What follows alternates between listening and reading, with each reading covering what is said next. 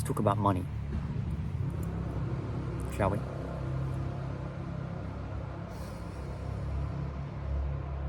Money has led my life. If you're anything like me, I always wanted lots of it.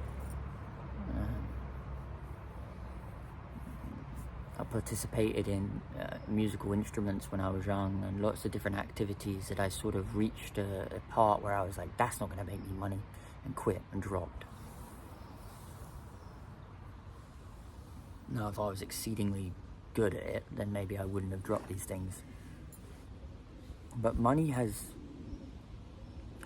been my God until I found God. It was actually through money that I found God, obviously through suffering of not having and suffering of health that created the cracks for the light to shine through. That was my path to find God, because truly what I was looking for was liberation from my suffering, from this not having and the desire to have more than I have now, right? Naval says, desire is like a contract you make with yourself to not be happy until you get the thing that you desire.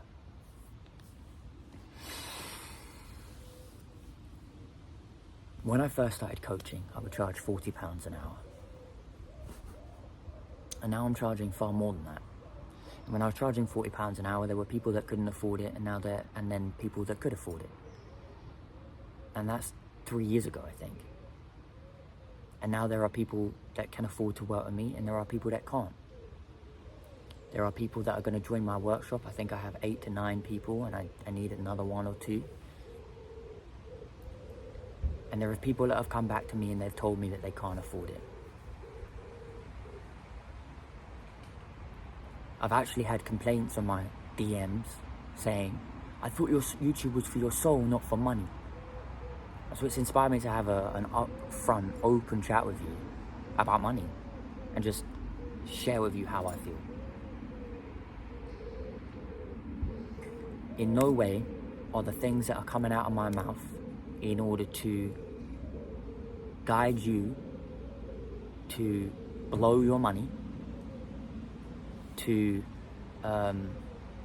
influence you to do irresponsible things that put you in danger.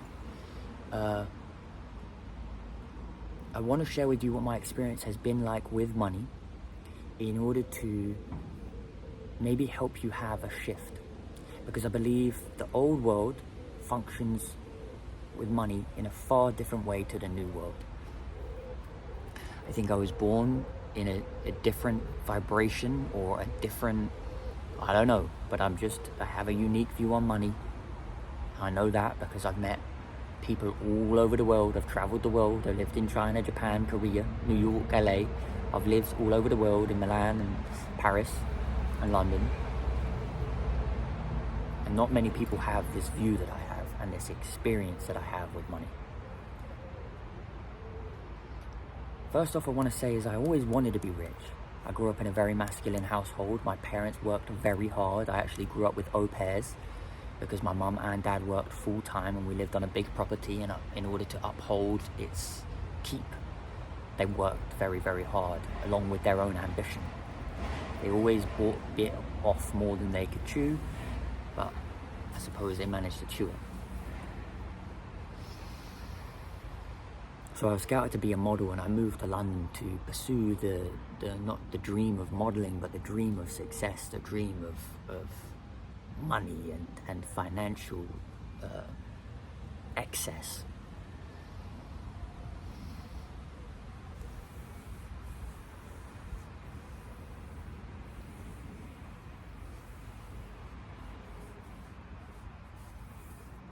I picked up financial books, Rich Dad, Poor Dad, Think and Grow Rich, and these sorts of things that really had a profound effect on me. I remember my dad actually came into me when I was, 16 or 15, and he said about the book, The Secret. And he told me about the concept, and I was like, yeah, I know that. It's like I innately knew in my being that I have always had this unwavering self-belief. And it has been my path and been my experience that I always am around people I'm rarely around people with the self-belief that I was born with. My mum always said the difference between my dad and me is like, I feel like I deserve it. My dad wanted to be rich, I want to be rich, but mum says she feels like I feel like I deserve it. I have unwavering self-belief. I do. I believe that's rooted in my faith. Before I even believed in God, I had faith in myself. But now I lean not on my own understanding, and I ask for wisdom. I ask for guidance. I seek a connection that is higher than me. Because I believe me, I lent on my own understanding and I made a fucking mess.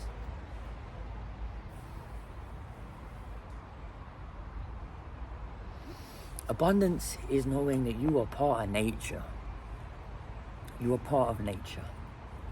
And when you're up in your head and you're in your ego, you're in this linear fashion and you have to climb this ladder and you have to worry and you have to concern yourself with the news and all of these things and inflation and all of these things that keep you up here. But when you start to plant yourself and get rooted in your body, and you start to align yourself with your soul, and you align yourself with nature, and you melt into the realization that you are whole now, that you are abundance now. The world reflects that.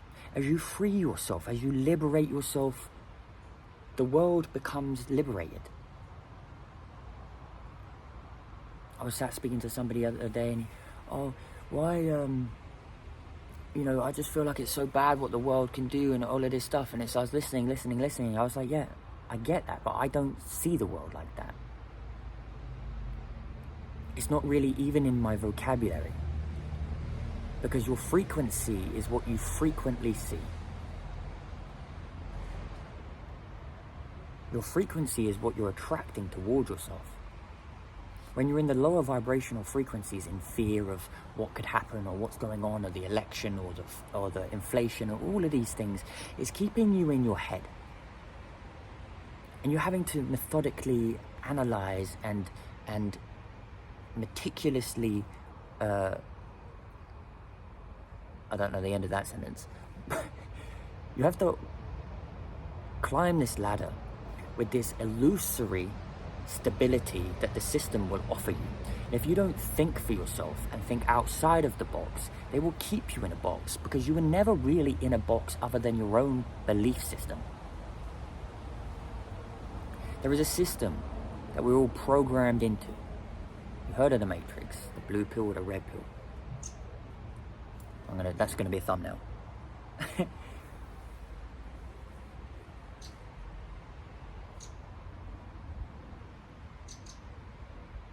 Okay, where do I go from here?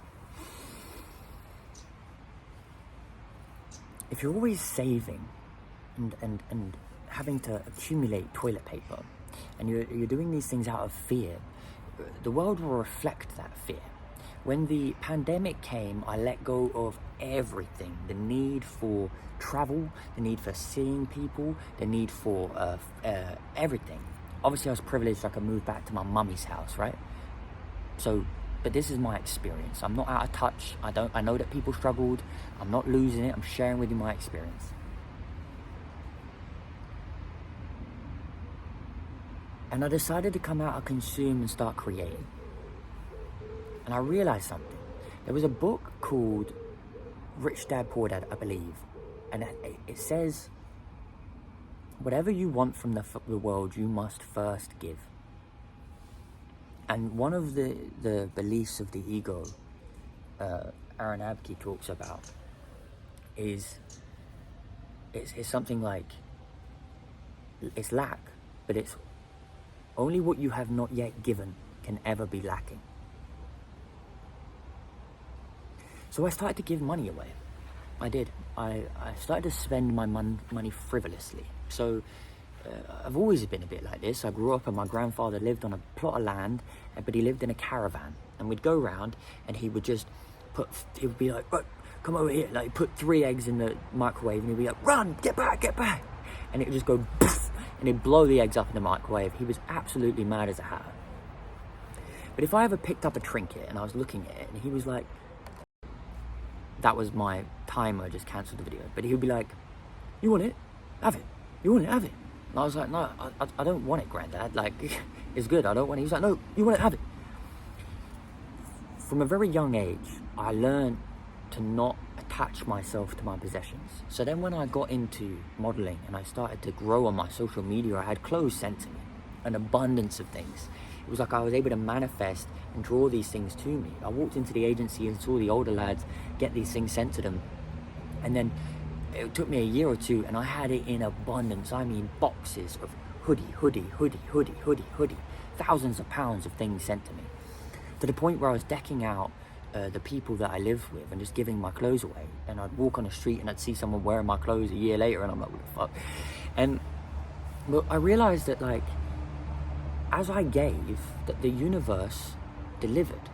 As I gave freely, joyously and abundantly, the universe gave to me ceaselessly, joyfully and abundantly too. Now, if I put £100 into this pot, I don't necessarily get £100 from this pot, but £100 worth of energy, the energy and the intention that goes into that pot, undoubtedly comes back to me 10 times more. What do I mean? If I spend £10 on beer on a night out and I buy the round, let's be honest, if it's a round, it's 50 quid. So let's say 50 quid. I'm being generous, I'm being kind, I'm loving my friends, and I'm giving that energy out. But then if I send £50 to Tanzania to help orphan children for John Baba Wanyama, John St. Julian, and I sent £50 to Tanzania to help him for his fuel, petrol, whatever the fuck he needs to do in order to help these children. The weight and the energy that affects them over there compared to somebody that you're paying for in the pub is drastically different. And this is the universe, your universe. Like, you are affecting you by everything that you do. We're in this pool of consciousness, and your thoughts about the roommate that's pissing you off is affecting them. Your feeling is vibrating constantly, affecting this sensitive ocean. There is, like, you are not in the ocean, like, you are it. So everything that you do is affecting you. So if you're in this constant state of fear and lack and needing to hoard and needing to save and needing to do this and needing to go here and focusing on what you don't have, it will ripple outward, and you will notice, like, that vibration. Let's say your vibration is just like hazy. You're just going to see hazy everywhere. You're going to see lack everywhere. You're going to attract friends that are lack, or your friends will reflect that lack in you. And this goes with all of our limiting beliefs. That I've lived in a reality of lack. I have for most of my life. Although I felt I was abundant and I was going to be this, and I would fool myself and write that I'm worth $1 million, and I'd do all of this, and I'd say I am rich in the mirror, and I'd try all of these methods, no matter what, nothing changed. Because there was a calling in myself to put myself online. And my life has drastically changed since I started this YouTube channel. And I noticed since I put myself online, even 3 years ago, the effect it's had on my spirit and the energy levels of me has been profound. Because when I step into my calling, what the ego needs is, well, what do I do? How do I start? What's it about? What's the theme? What do I do? If the soul says start, just start. You walk 1 step, 2 step, 3 step. You don't, worry about the 50th step to the shop. You just start walking, and eventually you arrive at the shop. If you have a calling and you step into your calling, God will supply you with the energy and the creativity and the finances and the everything to make you abundant so that you can continue your soul's purpose, because you're part of nature. Does God not supply this apple tree behind me to grow apples? He supplies the life force energy to grow apples. He does. Is God not shining his light on me right now and feeding my skin?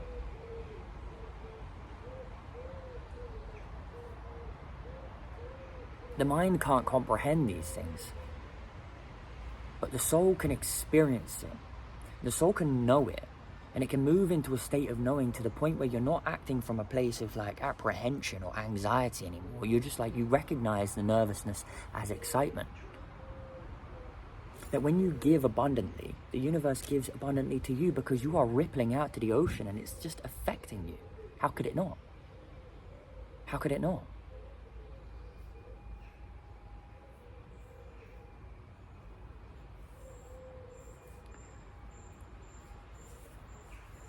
There are people, I don't know if I said this already. Somebody commented on my videos, on my DMs, and said to me, I thought these videos with your soul were for your soul and not for money. I'm not making these videos for money. And it's funny how these negative comments impact you more than the positive. Although I'm very grateful, eternally grateful for these positive comments, because I go back on my YouTube, to be honest, sometimes, and I look like, what comments have I got? Like, it makes me feel good. It does.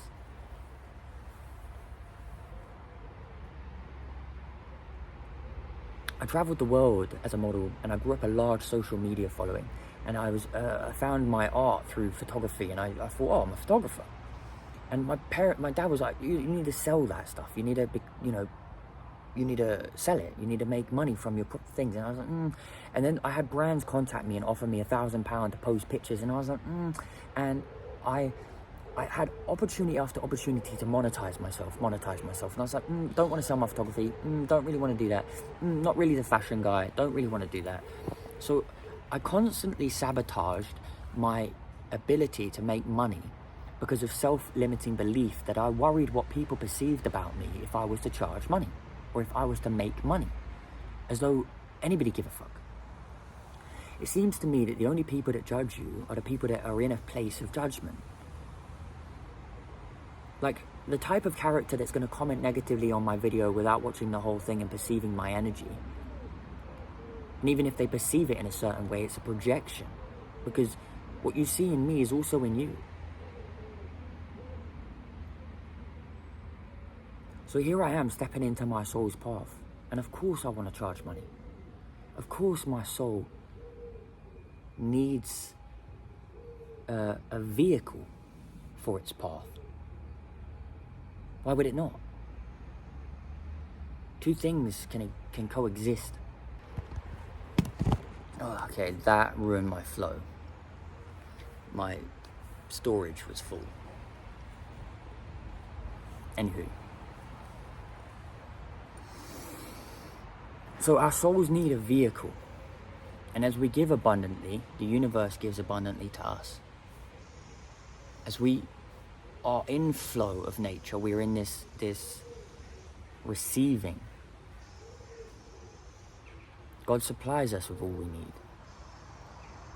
I could look at courses that I want to participate in, and I could look at all these things that I can't afford, or I can move to a state of simplicity where I, rather than chasing the world to give me what it wants, I can attract it. I can attract what is best for me in this moment. Because you can make loads of money by running through people and causing loads of pain and trouble and being a stressed person. And what I'm saying is, it matters how you arrive where you want to arrive. It has to align with your soul. And I believe that when you align with your soul, my new thing is align, inspire, lead.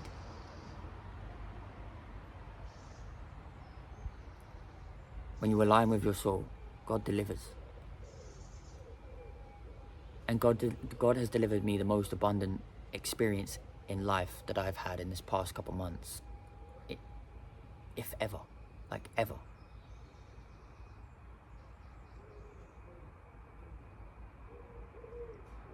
Like, it's quite profound what's happened to my life just in this past month.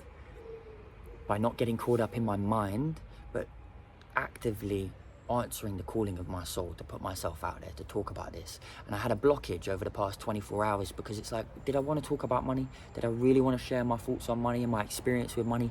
Because it's not always been healthy. But through that unhealthy, limiting belief system, it's brought me here, and I want to share that with you.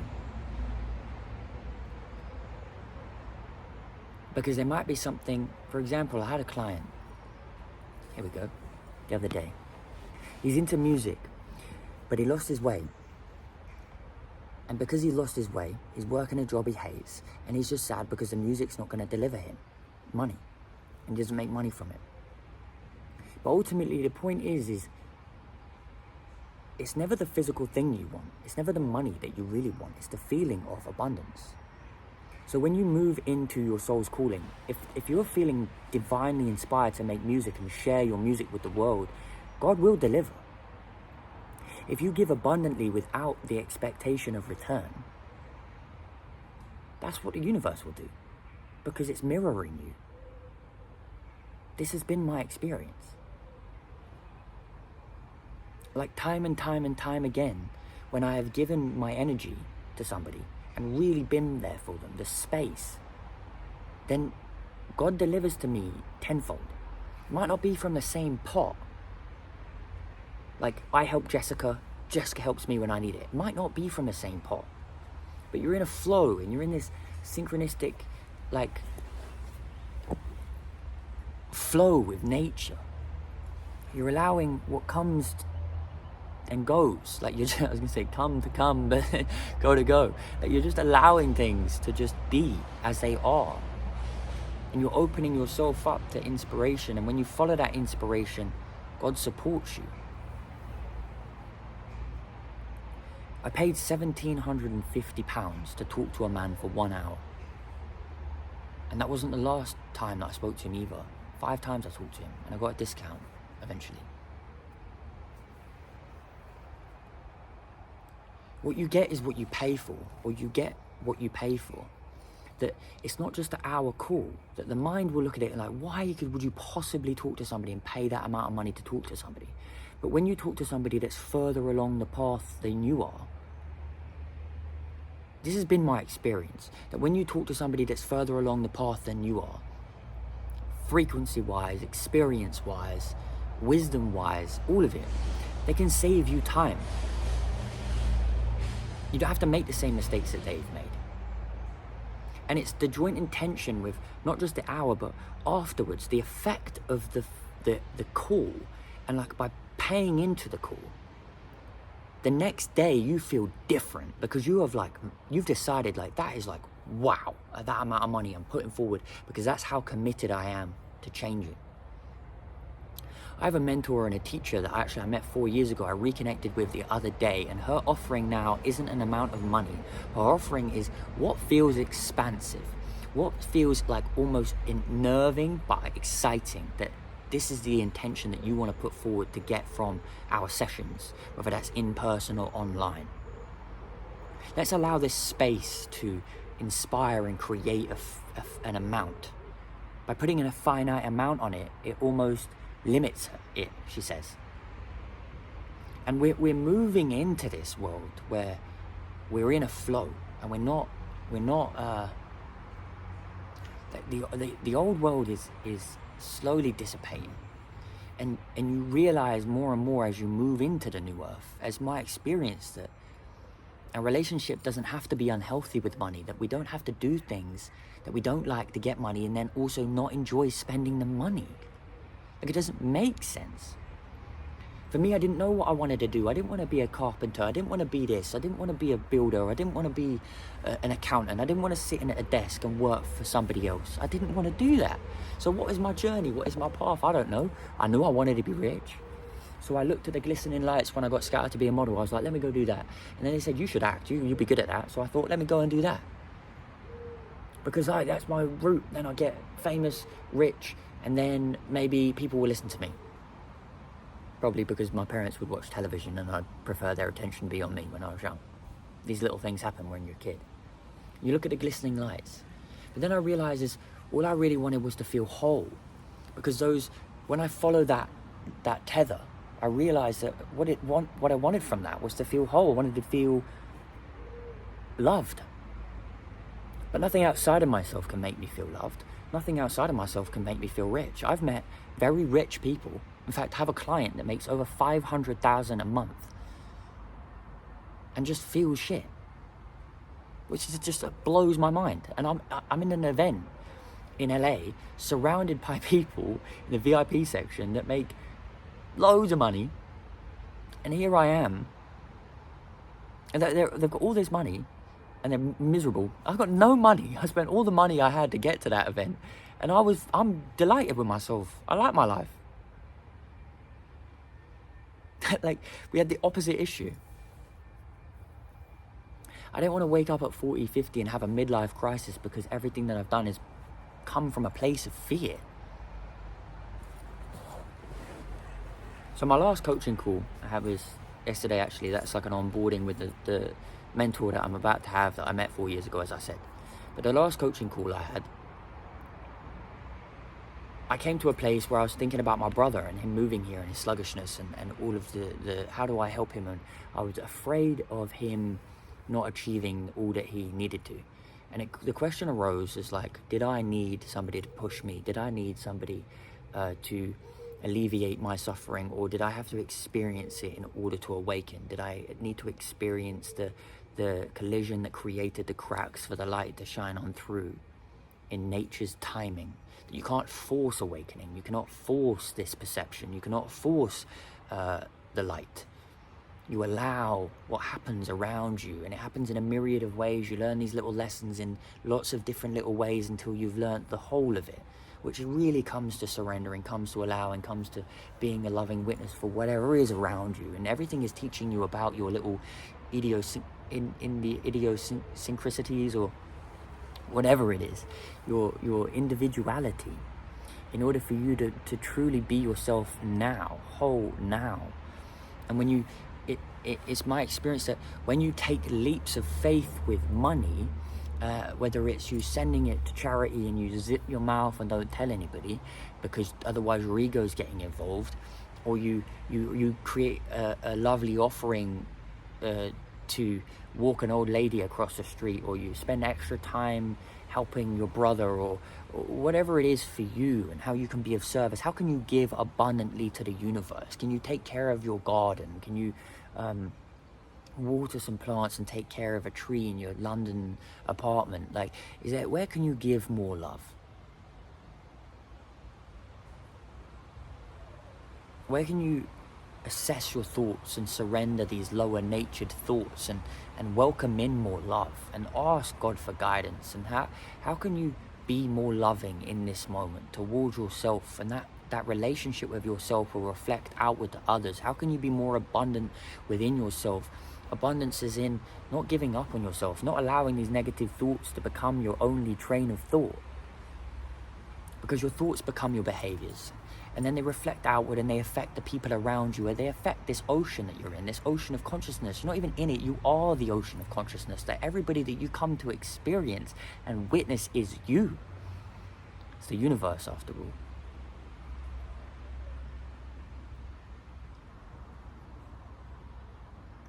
This was going to be one of the first calls of the workshop. But I can expand on this. This space is doing this for me. This is not me. This is like I have no plans for these videos. I wait for this feeling and I put the camera on and I'm ready and I'm giving it to you. It's coming through for you. I'm not even giving it to you. So I'm acting as a channel for what wants to come through, and I'm weaving in my personal anecdotes and experiences in order to maybe give it some humanness, because I know how crazy it can seem if you come from a linear, egoic way of living. That you need to accumulate 50 grand in savings and then you'll be okay, and then you'll feel safe. It's not true that as long as you're not in danger and there's no lion over there, you are safe now. And as you embody that safety within yourself, you do somatic exercises and somatic releases. You do body breath work to relax your nervous system and create a sense of safety within. That what is within is without. So within, so without. As above, so below.